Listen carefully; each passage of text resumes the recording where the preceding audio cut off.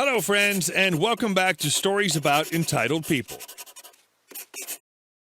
Sit comfortably. Today we have a brand new set of great stories for you to enjoy. Don't forget to subscribe to the channel and turn on notifications so you don't miss a new video every single day. Here we go. You want me to submit timesheets? Okay. I used to work at a large international company in an inside sales role where we were paid on a salary plus commission basis. My boss sucked. There was no career path and the corporation was an incoherent mess, but the team was cool and the money was good, so it wasn't a bad gig overall. Fast forward to the end of my second year on the team, and our boss calls a team meeting where his boss announces that after a long, protracted battle with the Department of Labor, our team was being reclassified as hourly employees, and going forward, we would need to submit timesheets in order to receive our base earnings. Needless to say, we were accustomed to taking all the free time available to us during the day for lunch, coffee/smoke breaks, etc., not to mention accruing and using vacation time that no one actually bothered tracking. This was not a popular decision. After a few minutes of us arguing and pushing back against this, my boss announced that the decision was done and we earned the bulk of our pay through commissions, so we'll have to deal with it. Okay, fine. At this point, I feel that I should mention that I have a somewhat casual relationship with time. When it comes to important things like client appointments, I'm always prompt and ready to go right on time. But in terms of showing up for work exactly when I need to start my day or 15 minutes early as some bosses expect, it's just not my thing.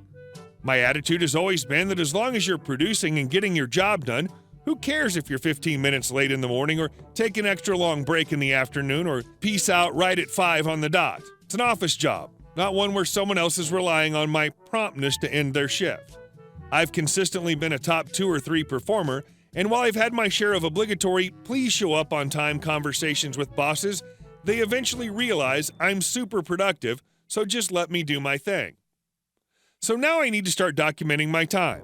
I check the official HR notice about the change, and my role is expected to work a maximum of 40 hours a week. And now that I'm an hourly employee instead of salaried, I'm, surprise, surprise, eligible for overtime. Well, if I'm forced to do this and rules are rules, then I'm going to document my hours perfectly. I start noting exactly when I show up at the office in the morning, start and end every break, and exactly when I leave down to the minute. At the same time, I started to work straight through my lunch hour and started showing up a few minutes earlier than usual to start my day, too. To clock in properly.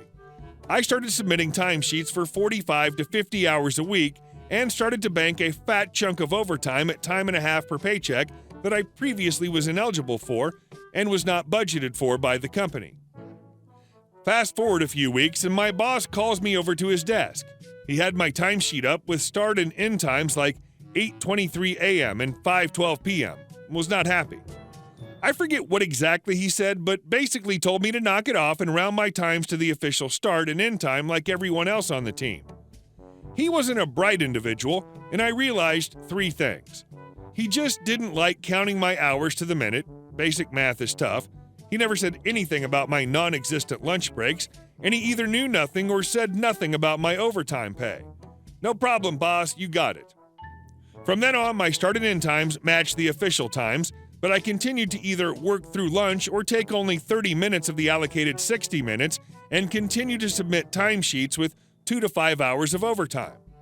I never heard another peep from my boss, and a few weeks later, they quietly discontinued the manual timesheets and just paid us in full at our annual salaried rate.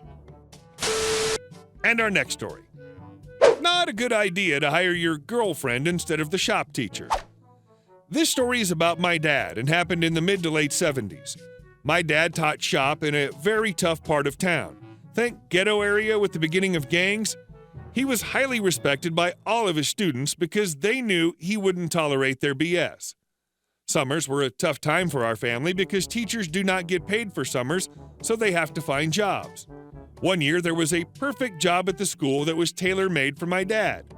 The group funding the summer class actually wrote the job description with my dad in mind. The school principal chose to hire his mistress to teach this vocational class instead.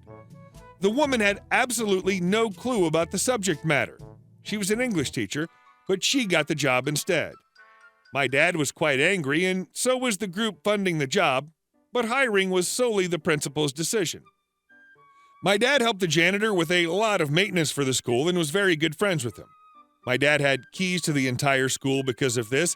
He also had a lot of experience with all sorts of locks, a hobby of his. Dad knew that making friends with the janitor and secretary would help him around the school, and he made a point of doing this at every school. He knew where the combination to open the giant safe in the office was. For some reason, the school had been built with a huge old-fashioned safe, think bank safe type. And the principal kept the combination written down inside a desk drawer. Yes, that was an idiot move.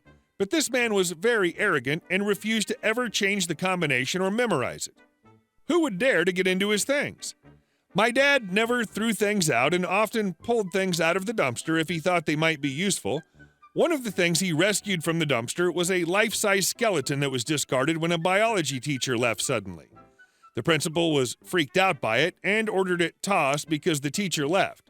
The skeleton was not school property, and the principal had no idea that my father had rescued it from the dumpster. The principal gave his mistress very expensive status symbol type things. This included a mink coat, jewelry, and expensive trips. Both principal and mistress told their spouses that the trips were for educational conferences. Being friends with the secretary meant he heard all the gossip and knew that the principal kept these items in the big safe in the office so his wife would not know about them. And neither would the mistress's husband. Being really irate about the job, because he had to find something else and because the kids would learn nothing from this job training course, my dad decided to set up revenge. He took the skeleton to the safe and dressed it in the mink coat and fancy jewelry. He put the skeleton on a stand that held it upright inside this big safe. Then he left for the summer. On the last day of the summer course, the principal and his mistress were getting ready to take a week-long trip together. They told their spouses it was for a conference. Then they went to get the coat and jewelry so the mistress would have a chance to wear them. The mistress didn't care that it was summer. She wanted to wear the coat. This makes no sense, but she was super status conscious, and she wanted to show it off. She was that kind of person. When the principal opened the safe, he saw the skeleton in the coat and jewelry. He had a panic attack. He had no history of heart trouble that he and his mistress thought was a heart attack. They called an ambulance. Mistress went to the hospital wearing the jewelry that she grabbed while waiting for the ambulance. The coat was left on the skeleton in the safe. Wife showed up at the hospital and met the mistress in her jewelry. It was very distinctive, and a style that the wife had asked her hubby for on several occasions. The wife knew a teacher could never afford it. When the principal and mistress left in the ambulance, no one thought to lock the safe. The door was just pushed shut, but it had a big wheel that had to be turned to lock it. Wife went to the school to see what was in her husband's office about the mistress and saw her dream coat in the safe. The wife never saw the skeleton because the janitor took it out of the safe after the ambulance left. The principal knew he was in a lot of trouble with his wife and the school board. He kept ranting about a skeleton, but it wasn't there, and he was the only one who saw it other than the mistress. The school board thought he was delusional and had violated a morality clause in his employment contract. He got divorced and couldn't take any money from his wife because she proved his adultery. The mistress wouldn't talk to him or say anything about the situation because she didn't want to incriminate herself. After the principal was fired, his secretary testified about his mistress and the money spent on her at the divorce proceedings. He literally lost everything, including his pension. His wife got it all. The mistress tried to lie to her husband about why she was there and said the jewelry was from a contest for best teacher. Her husband divorced her and got custody of their kids, not common in divorce at that time because of her infidelity being a bad influence on the kids. She got fired and she had to give the jewelry to the principal's wife. The school board did a full audit of the school budget. The principal got arrested for fraud and embezzling because he used school money for the coat and for trips that he and his mistress took that were supposedly for educational training. My dad thought this was all exactly what the principal and his mistress deserved. He would not have said anything about the matter if they didn't take a really good-paying summer job away and they didn't leave a bunch of kids stuck in class where they would learn nothing because all the teacher could do was to tell them to read the book.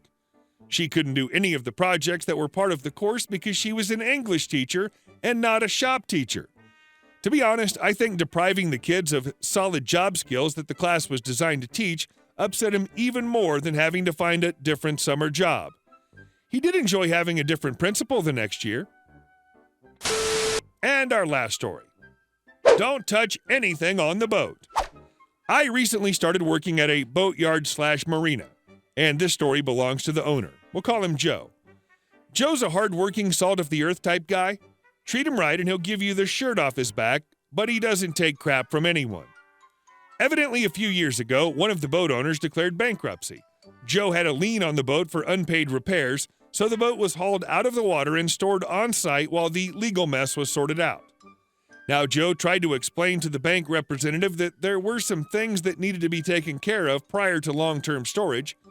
Evidently, the rep was a bit of an a-hole and didn't listen to Joe. He just kept saying that nothing was to be touched or removed from the boat until the bank evaluated it. Fine.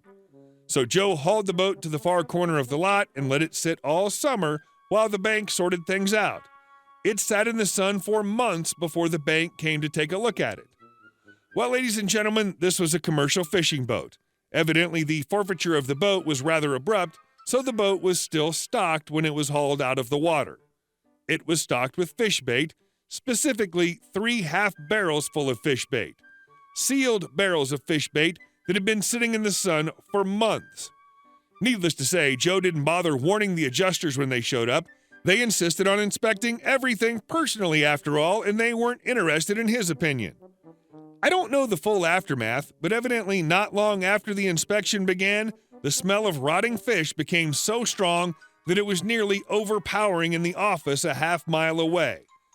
Joe got his money with no further bullcrap from the bank. Hey guys, thank you all for watching the video, and I'll see you in the next one.